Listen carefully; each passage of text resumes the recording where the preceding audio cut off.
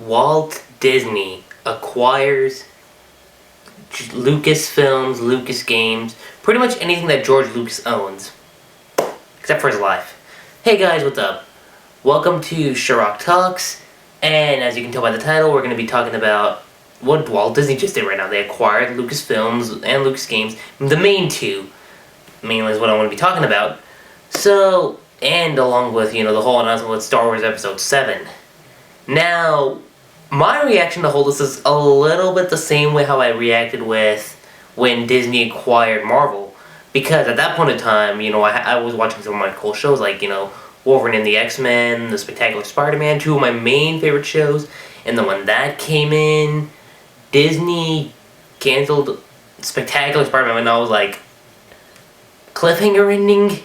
And you cancel the show, and then Wolverine and the X-Men that one was open-ended too, so I was like, great, so you cancel two of my favorite shows, and that's it. And then you have Ultimate Spider-Man. Well, I don't know if they had if anybody knows if they made an X-Men show, let me know about that, because I'm pretty sure they haven't yet.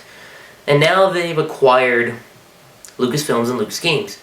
Well, what I meant to say was LucasArts. Now, my whole opinion about this is it's mixed. It's not like negative, but it's not positive. It's somewhere like in the middle. Now, as far as, arts go, with the games and the cartoon stuff, which I think they will probably make, they also have the gameplay of the new Star Wars 1313. I think I believe that's what it's called. That's what it's called, because I saw the trailer just a few minutes ago, and I was like, oh, that's actually pretty interesting. Yeah, it's alright. I'm not going to say it's going to be great, because what I just saw was just gameplay trailer. Until I see the actual full theatrical trailer to that, then I'll make my own little opinion on that. So, as far as the games go, I could see them do a little. The games, I'd be like, okay, I'd probably rent them first, then give my opinion on it, or if they're actually really good, then I'll play it.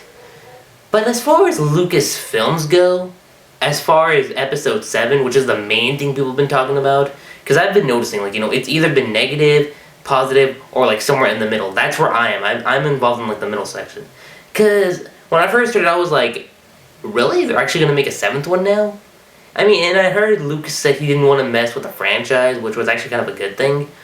And he said, the story meant to be, Anakin turning evil, and then Luke, and then his son trying to save him from the dark side. That was all Lucas was trying to do.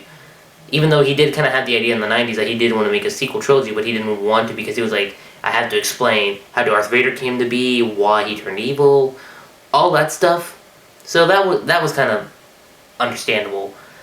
But now that they're making an Episode 7, it leaves me wondering, because I'm just like, will it... this thing might have some potential. That's the main thing I'm going to say. It might have I'm not saying that it's going to be amazing, but I'm saying it might have potential.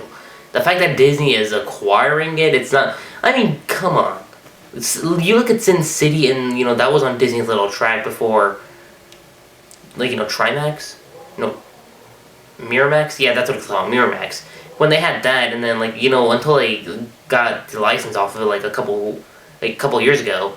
Sin City was was a film that was kind of made my Disney a little bit, and that was kind of dark. So, the film-wise, I don't see them messing up with it too much, as long as they're just alright, you do this, and let us get the money. I think that's all Disney's gonna do. It's kind of like what Neo GameSpark said, and I think that's something I can see happening, but... overall, I think we just have to see... I don't see, the main thing that I have that's kind of negative in a way, it's kind of both a positive and a negative, is, how, if this is going to focus on Luke Skywalker, because Mark Hamill was the guy who portrayed him. And looking at Mark Hamill now, he's, 60?